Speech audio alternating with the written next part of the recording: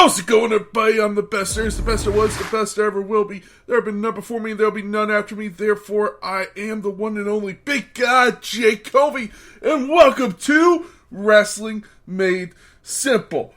We got the news of the week, followed by a review of SmackDown and Raw. Then we have a review from Extreme Rules 2012. Is that 2012? 2010. Then we have the readings from the Book of Rules and your drink of the week, followed by everybody's favorite, the Battle Droid of the week.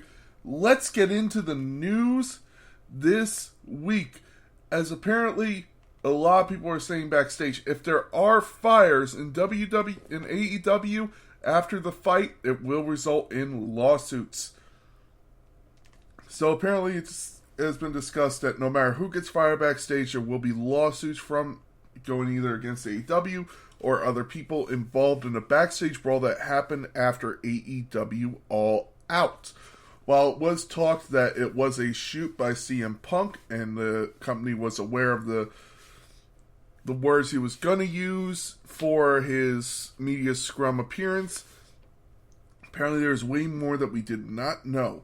So CM Punk led to a fight with the Young Bucks and Kenny Omega, and the talk is that they are going to leave the company, as the Young Bucks have apparently put out feelers. Now, this is something they've denied themselves, which they have quoted on saying the only thing they have right now said is that story is not true. But again, it is unusual that they wouldn't do it. They have denied it, and the talent wouldn't make the call. I'm sure their agents would make the call, since their contracts are going to either be up next year or the year after. They are just ready to go. So whether they are in WWE is probably very easy to say that the Young Bucks will not be in AEW very soon, or Kenny Omega. But with that being said, did WWE make their own mistake at Clash at the Castle? Apparently, there was talk that it was not supposed to be shown of Drew McIntyre singing American Pie with Tyson Fury. While WWE has denied this completely, they say it was supposed to be this. We were going to show this no matter what, because it just shows the love that Cardiff has for Drew McIntyre and Tyson Fury. Apparently, they were going to not show it, and the show was supposed to just end with the match. However, WWE has denied this, saying they were supposed to sing the song, and it was discussed beforehand that they were going to sing the song. So, nice to see that. They're just giving them credit, but at the same time, I don't know where that rumor starts. You know, I get other rumors starting, especially with the AEW fight backstage, but it makes me wonder who thought that was a rumor to start. Like, oh yeah, they weren't supposed to do it. That's why it looks so stupid. I don't know, but meh. Let's move on to SmackDown. As SmackDown kicked off with Imperium Champion Gunther. Let's see, Gunther, Giovanni Vici, and Ludwig Kaiser versus the Brawling Brutes of Sheamus, Butch, and Ridge Holland. And this was a match for the great six-man tag. Great way to kick off SmackDown after Clash at the Castle. They were really capitalizing on everything that happened at Clash at the Castle, including what has been given a 5-star match rating as maybe potential match of the year between Sheamus and Gunther. So, great job by them. Imperium were able to pick up the win after pinning Butch, they pinned Ridge Holland. I apologize, pinning Ridge Holland. The Brawling Brutes got their win back on a house show, so it looks like this feud will continue. I'm excited for a 6-man tag. Maybe we'll get something at Extreme Rules, an elimination tag team match like we did with the Shield versus Evolution, or maybe we'll get something else. I don't know. We then get the Usos and Sami Zayn introducing the newest member of the Bloodline, Solo Sikoa. Solo Sikoa said he is ready to destroy anyone who stands in his way. He is here for SmackDown. And then Drew McIntyre came out and challenged Solo to a match. He tried to hit Solo with a steel chair, but Sami once again took the bullet and was there to help. So that was awesome to see Sami get his part in that.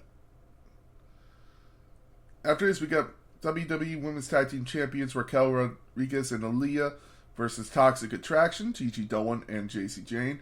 In a very fun little tag team match. I'm really enjoying what they're doing with the women's tag team division. It really makes it feel like it's bigger and better than it ever has been. Especially with what happened on Monday, which I will get to in my Monday Night Raw review. But Toxic Attraction did lose this match. However, they did feel bigger in losing than they would in winning. Because then you really don't know what you're doing with the tag team straps if you're just going to have your champions lose all the time. You know? It's very weird. So after this, we got Ronda Rousey, Sonya Deville, Natalya, Xia Li, and Lacey Evans in a fatal 5-way elimination match. Very fun 5-way elimination match. It kicked off with Natalya being the first to be eliminated. Then you had Xia Li and Lacey Evans both tap out at the same time. Xia Li tapping out to Sonya Deville and Lacey Evans tapping out to Ronda Rousey. Then it led to Sonya Deville versus Ronda Rousey. Very fun little two-way match. Unfortunately, Ronda Rousey was able to come out ahead, and Ronda Rousey is now your new number one contender at Extreme Rules. It was then announced it will be made official. Liv Morgan versus Ronda Rousey will take place at Extreme Rules. This was a fun match because he also had Liv up in the stadium, just kind of watching from afar. I liked that. It kind of reminded me of old school Carmella vibes when she first started there. So that was cool to see, but at the same time, you're wondering, is Liv going to be part of the people, or is she going to maybe start turning a bit heel and just be the champ who's like, I'm better than you guys, I can afford this. So, blah, blah, blah, you know, shit like that. I don't know. We then get an 8-man tag team match of the Street Profits and Hit Row versus Maximum Male Models and Los Lotharios. This match was eh. It was cool to see the Street Profits and Hit Row together. Those are a very cohesive group, I felt. Los Lotharios and Maximum Male Models just didn't work well together, in my opinion. Just didn't feel like they were doing the right thing. Hit Row and the Street Profits pull off the win here. Nothing I'm really like, oh my god, this is great, you know? Nothing that I'm looking at just going, hey, good. We think it's Shayna Baszler wishing Ronda Rousey good luck backstage. Ronda Rousey says, yeah, good luck to me, but where the hell have you been? Where is this fire that you once had?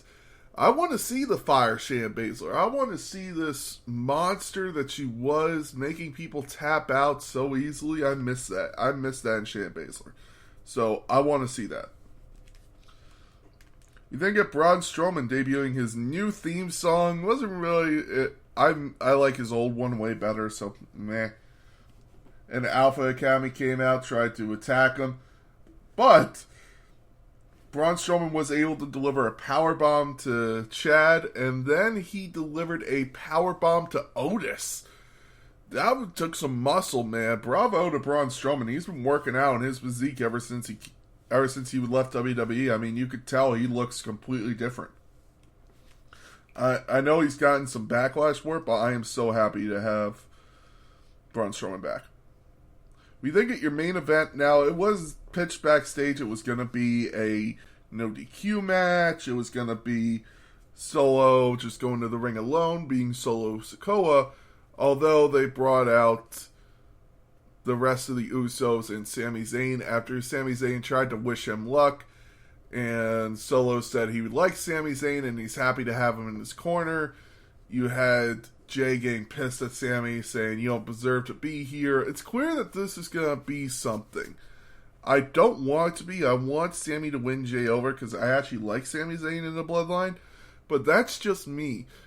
So, if you don't like it, you're welcome to it. But I feel Sami Zayn is a better part of the bloodline than a lot of people see him as.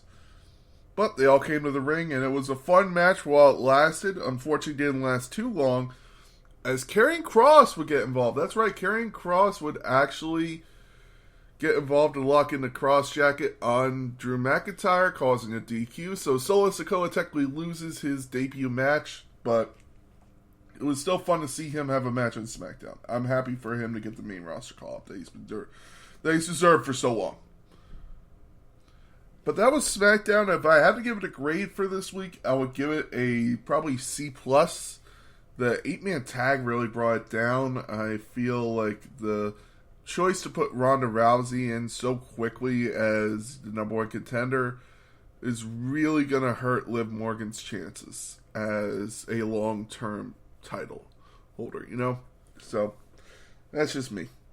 Let's move on to Raw, as Raw kicked off with the Monday Night Messiah talking about Riddle, saying Riddle will not, he repeats, not get a rematch against Seth Rollins. He's moving on to bigger and better things. Riddle came out and tried to attack Rollins, but Finn Balor and Damian Priest came out and tried to recruit Riddle. I saw some posts online, and I gotta say, I agree. I would like to see that kind of turn in Riddle. Riddle in the Judgment Day, I think it could be a very cool thing. It could be different. I don't know. I just think it could be different. I would like to see him as a heel. Riddle, he said no, he's not doing it. And if he isn't joining them, then he's against them. Finn then had a match with Riddle, and Seth Rollins did get involved. Seth Rollins was actually on the outside, kind of distracted Riddle, allowed Finn Balor hit the 1917, then hit the coup de grace, and sure enough, Finn Balor picks up the win, and as Finn Balor exits the ring, Seth hits the stomp and lays out Riddle. I really do like the Monday Night Messiah character, but it's gotta be going somewhere. Apparently the talk is this is gonna be a United States Championship feud to get the title off of Bobby Lashley so he could go into a main event feud. We then get a backstage segment with Dominic Mysterio addressing his father as Rey Mysterio. He says, I'm done listening to Rey Mysterio. I don't listen to anyone. He says he's a grown man after Rhea whispers something in his ear. And then you see Rhea do like a kind of really, really creepy smile into the camera. I don't know what their relationship is, but it's getting creepier by the day. Just want to say that. After this, we get Dakota Kai and Io Sky versus Raquel Rodriguez and Aaliyah for the WWE Women's Tag Team Championships. And this was a very fun match. Bayley would get involved and would actually pick Dakota Kai's leg up and put it on the rope. Even though Corey Graves said that her arm was on the rope. I also forgot to say, Corey Graves is now the announcer on SmackDown, as Pat McAfee has left SmackDown, ladies and gentlemen. He is going off to be a permanent member of College Game Day, but apparently once College Game Day season is over, he will return to WWE. So, Pat, we'll miss you, but congratulations on the promotion. Anyway, Dakota Kai and Raquel Rodriguez really showed off their chemistry from their feud earlier on in the year to winning the NXT Women's Tag Team Championships to now feuding again for these Tag Team Championships, and Dakota Kai and Io Sky pick up the win. Dakota Kai was able to roll up Aaliyah for the win, so very fun. I'm very happy Damage Control won these titles, and I like it. I like this. After this, we got Johnny Gargano in his debut match on Raw. Johnny Raw is what they're calling him. Johnny Raw Wrestling, whatever you want to call him. I'm so happy he's back in WWE. I love Johnny Gargano as a wrestler, as a performer. Not really on the mic, but that's just me. I like him more as a heel worker on the mic than as a face worker on the mic, but he is a great wrestler.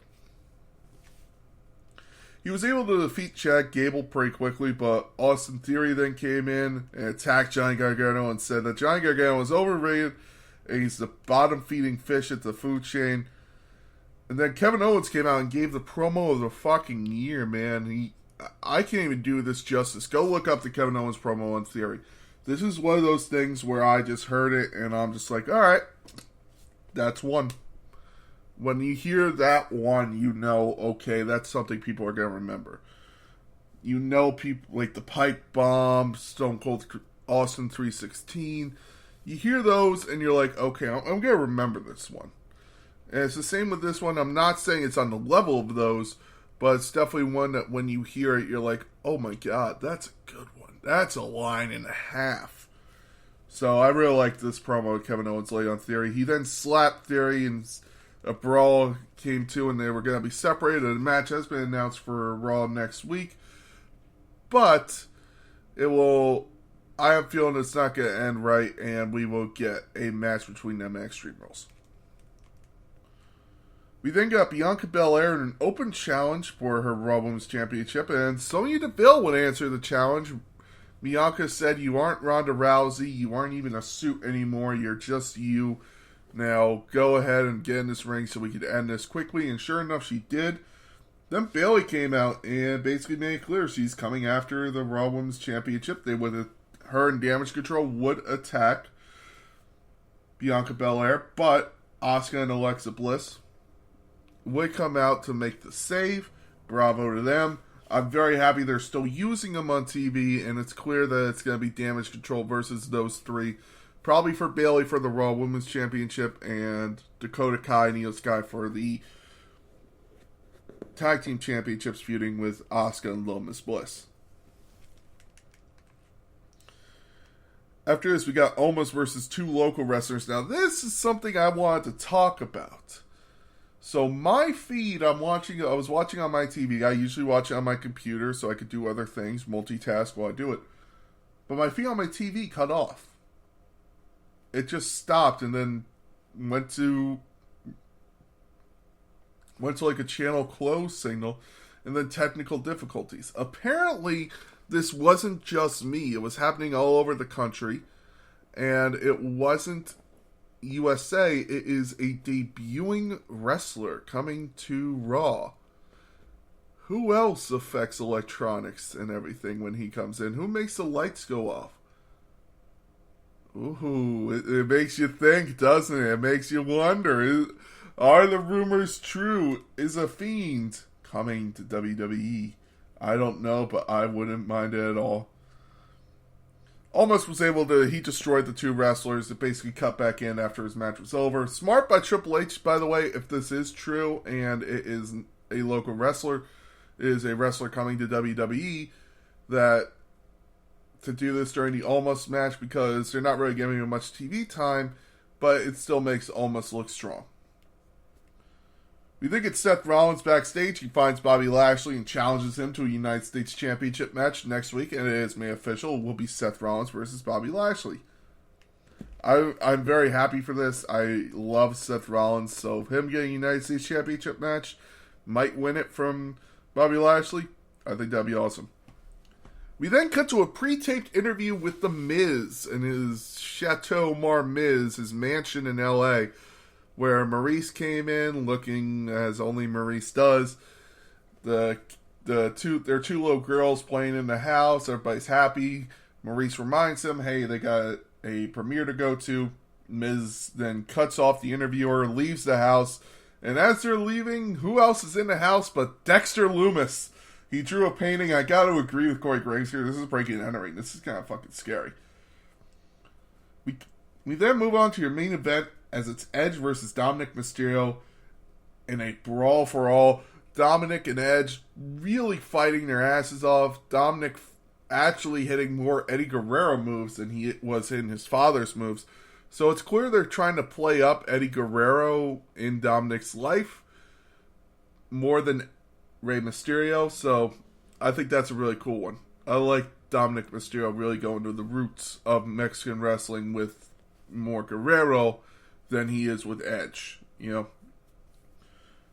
Edge did tie up Dominic in the ropes. He was going to hit him, but Rey came in begging for Edge not to do it. I want to point out that Rey's mask here did not have the mohawk. It was just a regular Rey Mysterio mask. If he goes back to the regular Rey Mysterio mask, I'll be so much happier. I hate the stupid mohawk, and I hate that he wears the full singlet now. He needs to just wear the pants. The pants look better. It looks better on Rey with just the tights than it does with that singlet, in my opinion.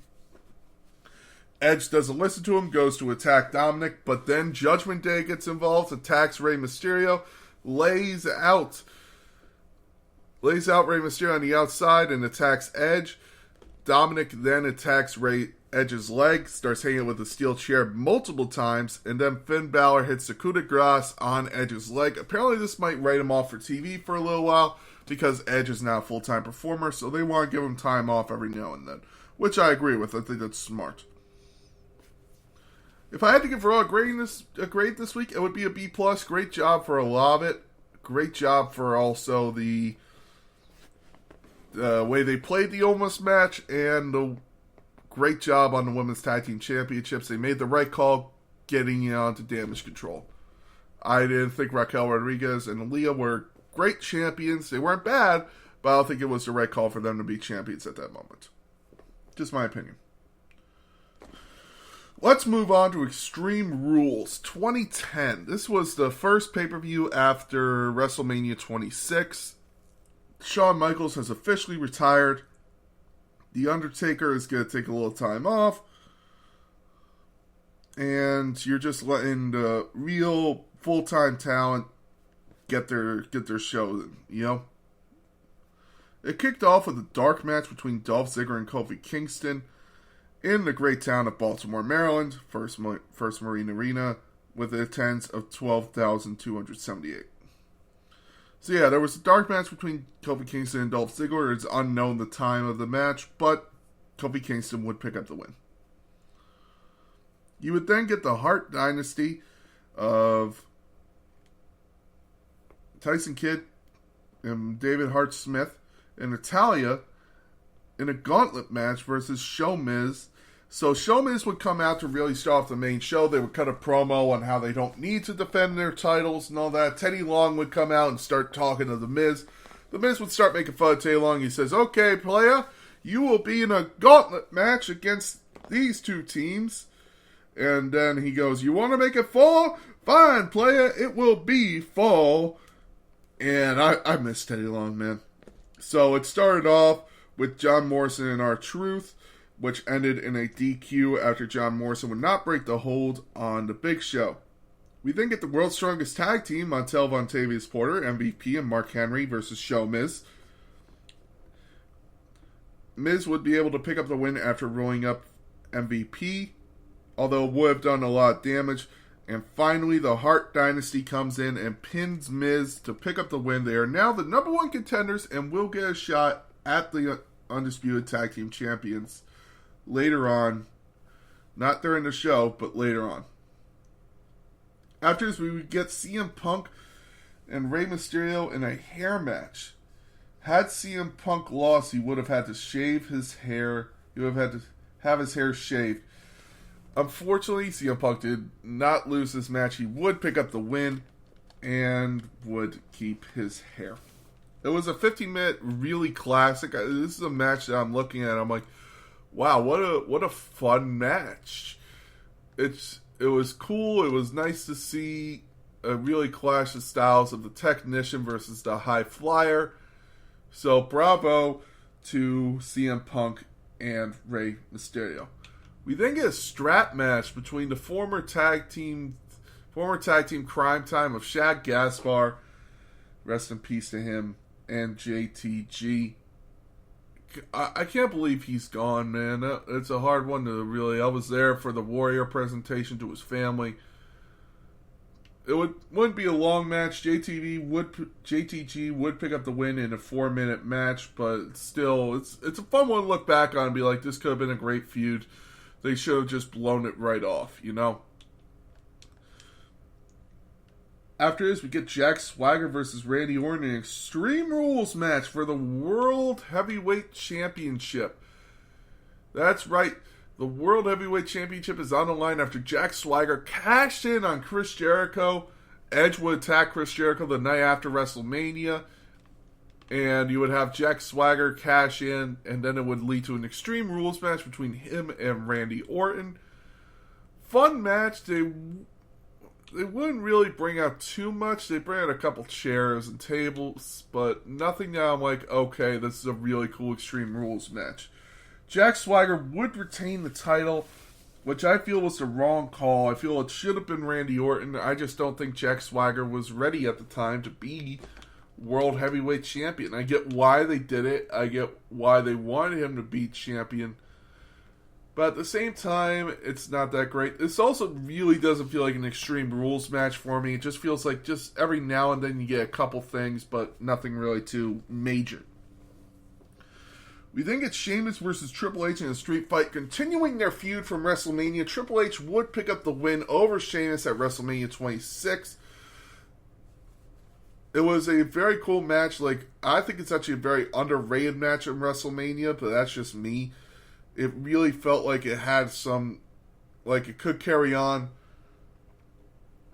And Sheamus actually did win this street fight against Triple H. He would attack Triple H earlier backstage with a lead pipe, and he would tell the referee to come out, and he would have him try to raise his hand. Triple H would then come out, and they would have the match. It would be a 15-minute match, probably one of the best matches of the night, in my opinion. It didn't need the street fight feel to it. To me, it didn't, at least. It didn't need it, even though they would go around the arena, but it just felt like this could have been a regular match. Maybe Falls Count Anywhere, maybe, but nothing where I'm really like, oh yay, this is a really cool street fight. It was a good match, but not a street fight match. Nothing that I was like, okay, this is an awesome street fight. After this, we get Beth Phoenix versus Michelle McCool in an Extreme Makeover match. I don't know how to describe this. I'm very happy. It only lasted 6 minutes. But it was definitely not... We've come a long way since the women's evolution, you know? We've come a long way. So, it would try to be like a really cool Extreme Rules match, but... Again, meh. Oh, Beth Phoenix was able to pick up the win over Michelle McCool. Face picks up the win over the heel. Gets the crowd a little happy. We then get Edge versus Chris Jericho in a steel cage match. Awesome steel cage match between these two. These guys have amazing chemistry. I've heard some people call it okay. I think it was a very cool steel cage match because this was just supposed to be them. It was just them. There was no one else getting involved in this feud. Just letting them have their time. They did not need the world champion. They did not need a championship to this match. Great feud, great fight. Chris Jericho would have a chance to win the match at walking out, but he wants to deal more damage to Edge. And unfortunately, that would end up costing him, as Edge would be able to come back his spear and pick up the win over Chris Jericho that he hadn't gotten since Chris Jericho broke up their tag team and put Edge on the shelf for 6 months. For those of you who don't know the background of this feud, Edge and Chris Jericho were a great tag team. They would lose the tag team titles to the Show Miz, and Edge would go on the shelf for 6 months and then would come back at the Royal Rumble at number 29. He would win the Royal Rumble. Chris Jericho would win the World Heavyweight Championship from Undertaker in the Elimination Chamber match. Edge would challenge Chris Jericho. They would have a match at Mania where Chris Jericho would pick up the win. Edge would cost Chris Jericho the World Heavyweight Championship to let Jack Swagger cash in. And then you would get this cage match at Extreme Rules. Again, it's a great storytelling between these two. I feel that this is a forgotten tag team of Edge and Chris Jericho. But that's, again, it's just my opinion, but I really feel like their team is forgotten. We then get John Cena and Batista in your main event for the last man standing match for the WWE Championship. John Cena and Batista would tear the house down in this match. Great job by them. Fun match to kick out to end the night. 24 minutes. People would really start turning on Cena at this time because it's like, okay, now who could beat him? Triple H, no. Shawn Michaels, no. Who could beat this guy? And I have no clue at that time until apparently Miz and Randy Orton came along, but it was a cool, fun way to end Extreme Rules, and it's different now looking back on it than growing up, because then it was cool to hate John Cena, but now you're watching it, you're going, okay, he was a great performer.